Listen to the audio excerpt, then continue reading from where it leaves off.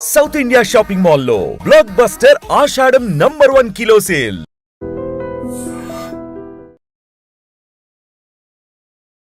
America అనగానే మన తెలుగు రాష్ట్రాలకు సంబంధించిన వాళ్ళు చాలామంది కూడా డల్లాస్లో చాలామంది ఉంటారు.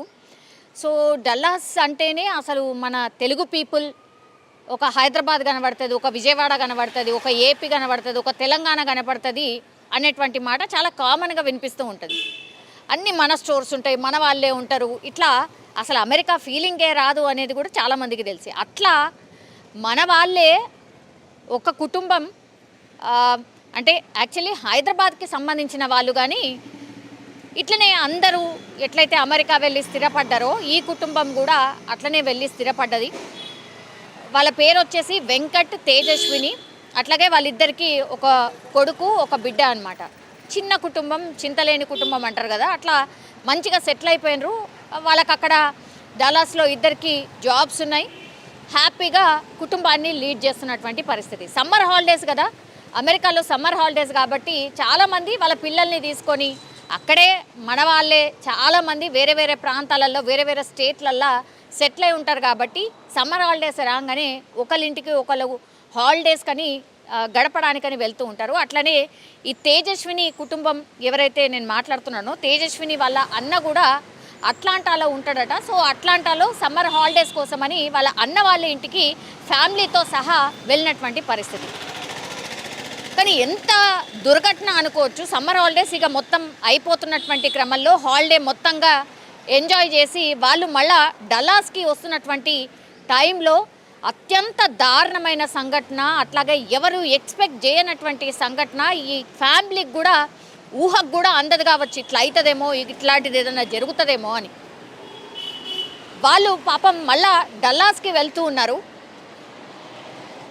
వాళ్ళు ఒక కార్లో వెళ్ళి వస్తున్నటువంటి టైంలో రాంగ్ రూట్లో వచ్చినటువంటి ఒక మినీ వ్యాన్, అక్కడ ఎందుకో మరి ట్రాఫిక్ జామ్ అయిందట, ఏందో రీజన్ తెలియదు, కానీ ఒక ప్లేస్లో ట్రాఫిక్ జామ్ అవ్వడం, ఆ తర్వాత అందరూ అక్కడే ఆగిపోయినటువంటి క్రమంలోనే వీళ్ళు కూడా అట్లనే కారు ఆపుకొని వెయిట్ చేస్తున్నారు, ఎప్పుడు క్లియర్ అవుతుందా, ఎప్పుడు వెళ్దామా అని. అట్లాంటి టైంలో రాంగ్ రూట్లో వచ్చినటువంటి ఒక మినీ వ్యాన్ అత్యంత వేగంగా వీళ్ళ కార్ని వచ్చి ఢీ కొట్టడం, తర్వాత అసలు వెంటనే మంటలు, టోటల్లీ కార్ ఒక్కటేసారి కార్ని మనం ఒక అగ్గిపుల్ల ఫుల్ పెట్రోల్ పోసి అగ్గిపుల్ల రాజేయంగానే ఎట్లయితే మంటలు వస్తాయో, ద సేమ్ వే ఈ కార్ని ఆ మినీ వ్యాన్ వచ్చి ఢీ కొట్టగానే పెద్ద ఎత్తున ఒకేసారి మంటలు చెలరేగడం, ఆ తర్వాత లోపలికి వెళ్ళి ఈ డోర్లన్నీ లాక్ అయిపోవడం.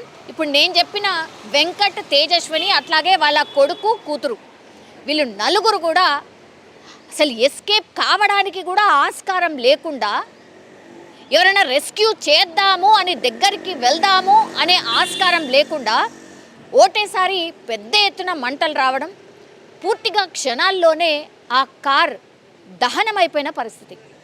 అక్కడ ఉన్నటువంటి వాళ్ళు, పక్కన ఈ ఇన్సిడెంట్ చూసినటువంటి వాళ్ళు, ఆ రోడ్ మీద అటు ఇటు వెళ్ళేటటువంటి వాళ్ళు ప్రయత్నం చేద్దామన్నా కూడా లోపల నుంచి లాక్ అయిపోయింది. వాళ్ళు బయటకు రానటువంటి పరిస్థితి. పోనీ బయట నుంచి వెళ్ళి తీద్దామంటే కూడా పెద్ద ఎత్తున మంటలు చెలరేగాయి. స్పష్టంగా మనకు విజువల్లో కనిపిస్తోంది. పాపం కుటుంబం మొత్తం కూడా సజీవ దహనమైపోయింది.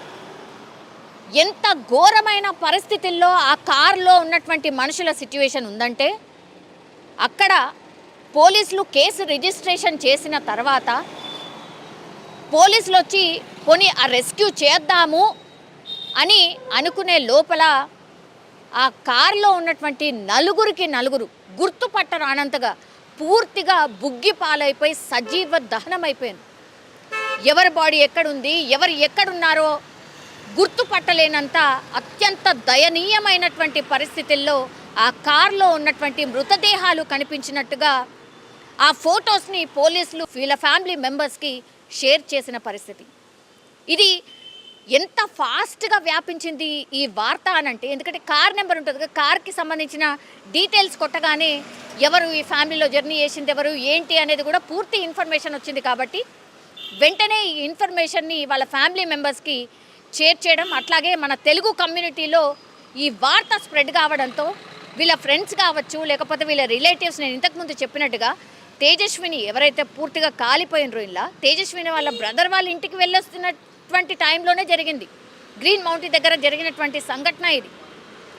ఫ్యామిలీతోని హ్యాపీగా అప్పటి వరకు ఎంజాయ్ చేసి వాళ్ళ అన్న ఫ్యామిలీతోని మంచిగా గడిపి తిరిగి వస్తున్నటువంటి టైంలో పూర్తిగా నలుగురు అంటే ఒక ఫ్యామిలీ మొత్తం అగ్నికి ఆహుతైపోయి అసలు ఎవరు గుర్తుపట్టరానంత స్టేజ్లో ఉన్నారు అని అంటే ఎవరైనా ఊహిస్తారా? ఎవరికి కూడా ఊహకు కూడా అందలే ఇట్లాంటి సంఘటన ఒకటి జరుగుతుంది అని.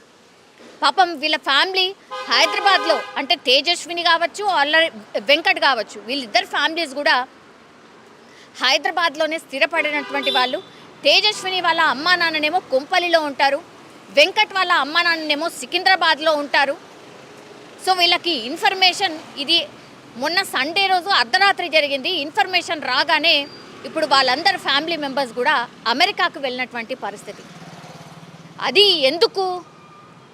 ఇప్పుడు వీళ్ళని గుర్తుపట్టాలి అంటే DNA టెస్టులు చేస్తే కానీ నిర్ధారణ కానటువంటి సిచ్యువేషన్లో వాళ్ళ బాడీస్ ఉన్నాయి అని అంటే ఎంత దారుణంగా వాళ్ళు చనిపోయారు, ఎంత హృదయ విదారకమైనటువంటి సిచ్యువేషన్లో ఈ సంఘటన ఉండి ఉంటుంది మనకు ఊహ కూడా అందదు. పాపం వాళ్ళేదో జీవితంలో స్థిరపడాలనో, జీవితంలో ఒక మంచి స్థాయిలో ఉండాలనో చాలామంది మన వాళ్ళు అక్కడికి వెళ్ళి సెటిల్ అయిపోతున్నారు. చాలా ఫ్యామిలీస్ కూడా బాగుపడ్డాయి. వాళ్ళ అమ్మా నాన్నల్ని బాగా చూసుకోవడం కావచ్చు, లేదంటే ఇక్కడ కొన్ని ప్రాపర్టీస్ వైజ్గా ఆర్థికంగా బాగుపడడం కావచ్చు, ఒక మంచి పొజిషన్లో ఉండడం కావచ్చు, ఇవన్నీ కూడా ఊహించుకొనే వెళ్తారు. ఈ ఫ్యామిలీ కూడా అట్లనే వెళ్ళింది, వాళ్ళు అదే స్థాయిలో కూడా ఉన్నారు. కానీ అనుకోనటువంటి సంఘటన, ఏ తప్పు చేయకుండానే కుటుంబం కూడా మాడి మసైపోయినటువంటి సంఘటన ఇప్పుడు పూర్తిగా ఒక కలకలమే క్రియేట్ కావడమే కాదు, పాపం వాళ్ళ ఫ్యామిలీ మెంబర్స్ని కూడా ఓదార్చే ప్రయత్నం చేసినా కూడా ఏం ఓదార్పనిస్తాము, ఏమని చెప్తాము, అసలు వాళ్ళకి ఏం చెప్తే ఓదార్పు అవుతుందో కూడా అర్థం కానటువంటి పరిస్థితిలో ఉన్నారు. సో ఆ ఫ్యామిలీ ప్రస్తుతం అయితే అమెరికా బయలుదేరింది. కానీ వాళ్ళు చెప్పినటువంటి మాటలు ఆర్ వాళ్ళ మనమరాలుతో మాట్లాడినటువంటి మాటల్ని గుర్తు చేసుకుంటూ వాళ్ళు విలపిస్తున్నటువంటి సిచ్యువేషన్. పిల్లలు అమ్మ నాన్నకి దూరంగా ఉంటున్నారు, కానీ రెగ్యులర్గా వాళ్ళతోని వీడియో కాళ్ళు మాట్లాడడం, లేదంటే మనకు తెలుసు కదా ఇండియన్ ఫ్యామిలీస్ ఎప్పుడైతే అక్కడికి వెళ్ళి సెటిల్ అయిపోతారో చిన్న పిల్లలు వాళ్ళ పిల్లలు అంటే మనమరాలు పుట్టినప్పుడు మాత్రం ఖచ్చితంగా వాళ్లకు చూసుకోవడానికి ఎవరు ఉండరు. కాబట్టి అమ్మాయి వాళ్ళ అమ్మా నాన్నో లేకపోతే అబ్బాయి వాళ్ళ అమ్మా నాన్నో ఖచ్చితంగా ఒక 2 నుంచి 3 ఏళ్ల పాటు 6 నెలలకు ఒకసారి వాళ్ళే వెళ్తూ వస్తూ ఉంటారు. ది సేమ్ ప్రొసీజర్ ఇక్కడ కూడా జరిగింది, ఈ ఫ్యామిలీకి కూడా జరిగింది. కానీ ఇప్పుడు చూసుకోవడానికి ఆ ఫ్యామిలీ మొత్తం లేదు అని అంటే పాపం ఆ వెంకట అమ్మా నాన్నకు కావచ్చు, లేదంటే తేజస్విని వాళ్ళ అమ్మ నాన్నకు కావచ్చు, ఎట్లాంటి పరిస్థితి ఉంటుందో మన ఊహకు కూడా అందదు.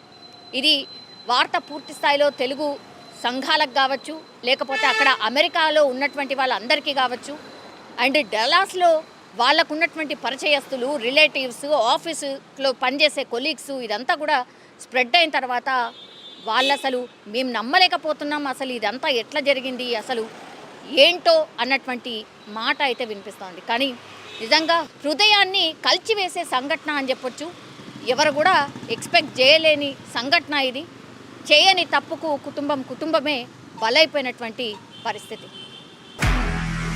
నిజంగా ప్రస్తుతం ఉన్నటువంటి సమాజం దేనికి ప్రయారిటీ ఇస్తుంది?